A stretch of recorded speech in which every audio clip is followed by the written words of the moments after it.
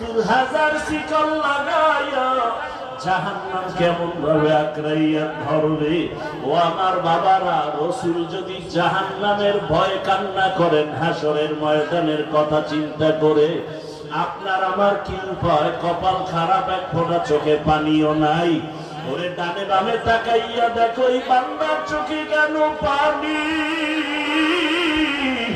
ওরে ও টাকার জন্য কাঁদে না, বাড়ির জন্য কাঁদে না, ওর অন্তরে জাহান্নামের ভয়,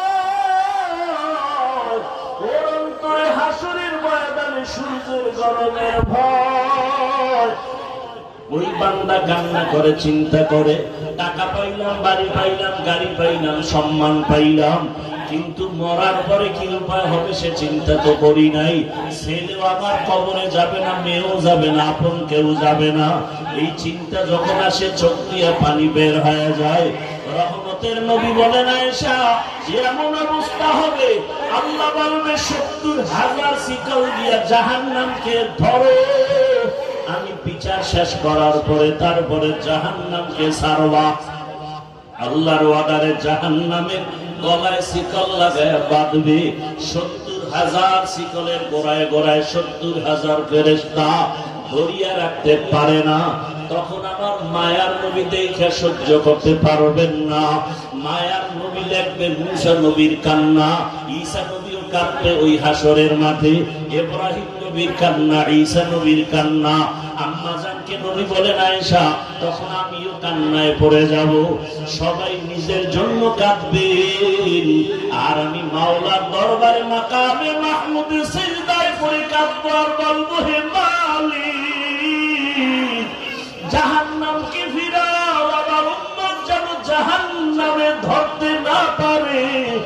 আমার আল্লাহ তখন বলবেন, নবী মাথা উঁচু করেন, আপনি কাঁদবেন না, আমি আপনাকে কান্না করার জন্য পাঠাই নাই।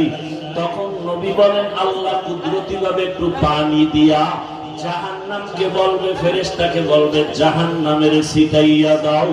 আল্লাহর কুদরতি হাতের পানি নিয়ে যখন জাহান্নামে ছিটায় দিবে, জাহান্নামটা পেছন দিকে দৌড়াতে থাকবে।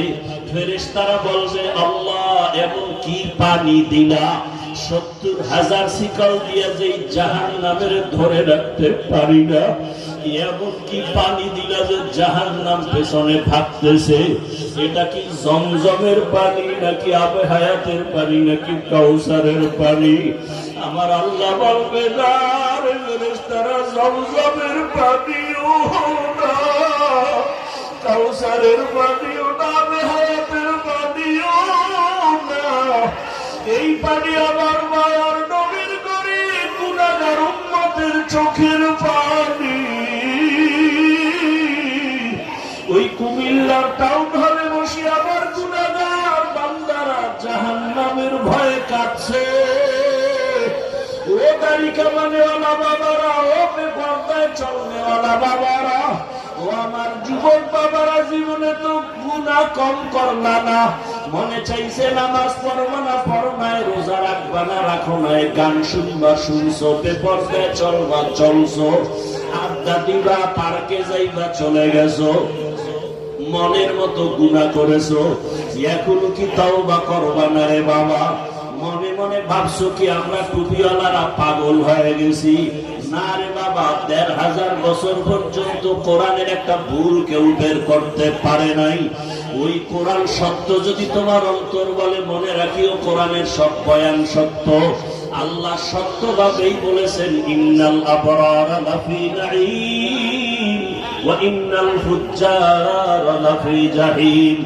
নেক আমলওয়ালারা জান্নাতের পথিক, গুনাহগারেরা জাহান্নামের পথিক।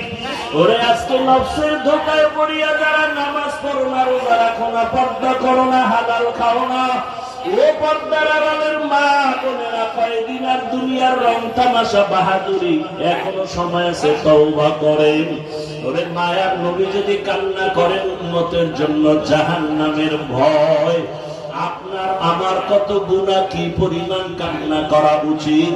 আল্লাহর কাছে তওবা করেন। আপনার মতো কত মা কত বোন বেপরদায় চলে না, নামাজ ছাড়ে না, মোবাইলে সময় নষ্ট করে না, এখনো পর্দা করে নামাজ আদায় করে, আপনারা কেন পারবেন না?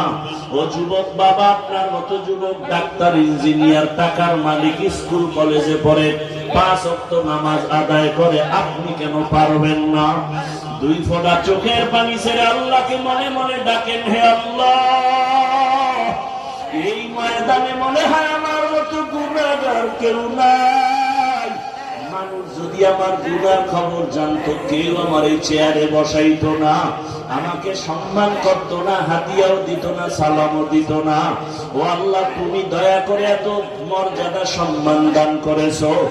এতদিন গুনার তালে পরে নফসের ধোকায়, শয়তানের ধোকায় কত রাত্র মোবাইলে তাকাইয়া গুনাহ করতে করতে রাত কাটাইছি। মোবাইল নিয়ে হাতে, হাতের গুনাহ, কানের গুনাহ, চোখের গুনাহ, অন্তরের গুনাহ করে রাত কাটাইছি। ও আল্লাহ, বুঝতে পারি না, আজকে থেকে তওবা করে ফেলতেছি।